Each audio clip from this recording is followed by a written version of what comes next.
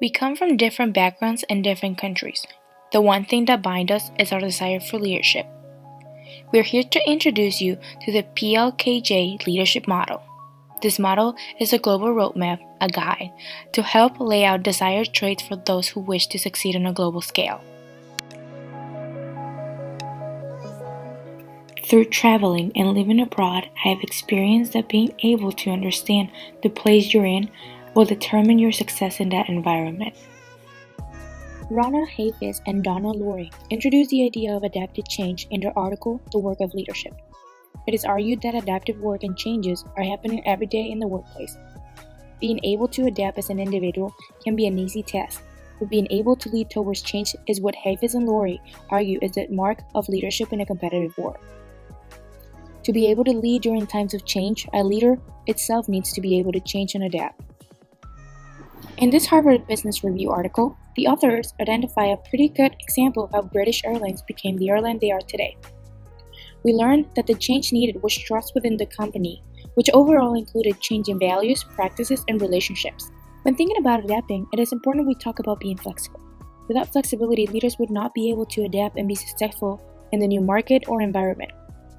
It is important that global leaders learn how to assess the differences they might encounter and are able to react to them appropriately. Being an international student, not once but twice, has taught me the importance of rethinking how my values and perceptions can play an important factor when interacting with people I work, study, and live with. I have been able to achieve leadership positions during my graduate and undergraduate degree and be successful in those because I learned to observe and act accordingly to what my environment domestically and globally has required of me. A global leader should be able to recognize the factors that need to change not only within the company he works for, but within him or herself to be able to successfully lead people towards the change they want to achieve. We have studied the extensive lists of competencies needed in order to be successful as a global leader, and we have read articles written by scholars who continue to struggle to identify the most comprehensive definition of global leadership.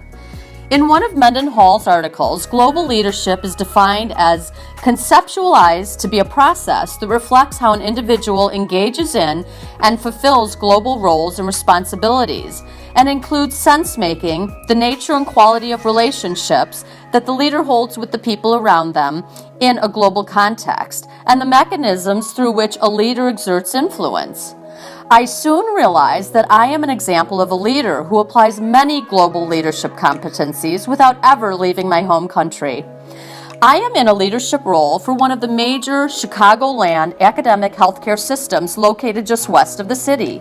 I lead 8 unique teams, which are in 8 separate locations. Chicago, along with its surrounding suburbs, is culturally diverse. My teams reflect this cultural diversity, as do our physicians and our patients. As we have learned, cultural diversity adds to a team's insight. Assuring that the teams are heterogeneous helps teams to be more creative in their thinking. As Joseph Trimble suggested in his TED Talk on cultural leadership, we should value and appreciate cultural diversity.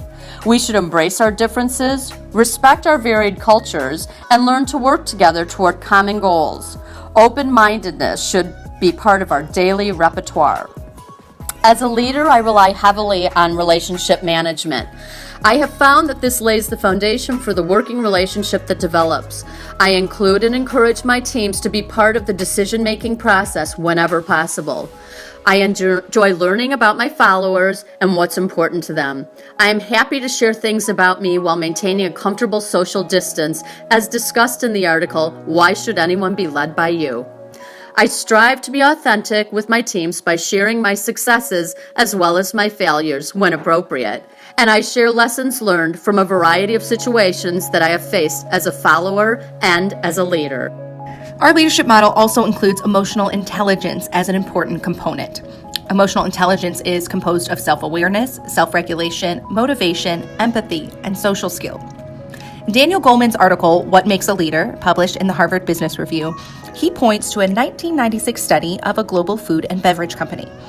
In that study, when senior managers had high emotional intelligence capabilities, their divisions outperformed yearly earning goals by 20%. These findings held true in the company's U.S. divisions and in its divisions in Asia and Europe. EQ isn't just a skill needed for American managers. This shows EQ is valued in leaders all around the globe. I've been fortunate enough to travel extensively, and I can remember one specific instance where EQ really helped to set me up for success. I actually worked abroad as an intern at MSN UK in London. And I walked into the interview for that internship knowing my GPA wasn't where they wanted it to be, and also knowing that academic success is something that Brits put a heavy weight on. But I was self-aware enough to use my social skills, and I had the motivation to do the research about the company and nail my interview. I was able to garner a little bit of empathy, and bringing all those together, I got the internship. I was able to use those EQ skills working in a different country to connect with people, and by inquiring, advocating, and connecting, I was able to build trust and relationships. I was able to end up getting full marks and a great letter of recommendation out of that job. I adapted to the scenario, knowing that the culture in London and in the UK was different than what I was used to, and I was able to use my EQ to help me connect and succeed. EQ is a necessary skill for all those wishing to become respected and trusted and to become great global leaders. When discussing the topic of global leadership experiences, most people associate that with traveling the world to learn different cultures. When looking back on my own past and current experiences, this is not the case. In the article, Discovering Your Authentic Leadership, the idea of learning your life story is introduced in order to incorporate authentic leadership into your work style. The authors state that this isn't simply understanding facts of your life, but evaluating your life experiences and using that to find your inspiration to make an impact in today's world. Although I've traveled around the country, I have never left the United States. In my opinion, you don't have to leave the country to become a global leader. A global leader needs to possess the skills of cultural competence. In my experiences as an athletic trainer, I have been exposed to and have worked with a diverse population of patients and athletes. I have met people from all over the world and learned their cultural backgrounds. When connecting this part of my life back to this article, I don't think of these experiences as simple facts about myself.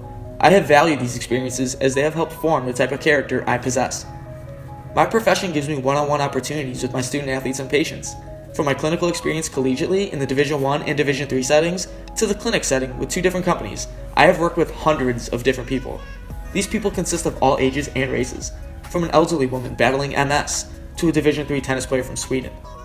Having worked with hundreds of people means that I have heard hundreds of different life stories and have made connections with most of these people. I have become one of the individuals that they seek out for help, or a casual conversation that can include anything from injury prevention and rehabilitation to discussions of just current professional sports. As much as they like to say they learn a lot from me, I learn just as much from them. I have accepted the type of leader that I exemplify. Thanks to a long list of individuals, I possess the basic cultural knowledge and empathy for all of the people I encounter on a daily basis. I have much appreciation for everyone I've worked with because they have allowed me to transform to a local, culturally competent global leader in this active population. These aspects come together to create this new global leadership model, the PLKJ model, one which emphasizes adaptability, open-mindedness, emotional intelligence, and authenticity. This model, like the writers, is unique and supports domestic-based leadership, curious travelers, and jet setters. By honing these skills, a global leader is set up for success.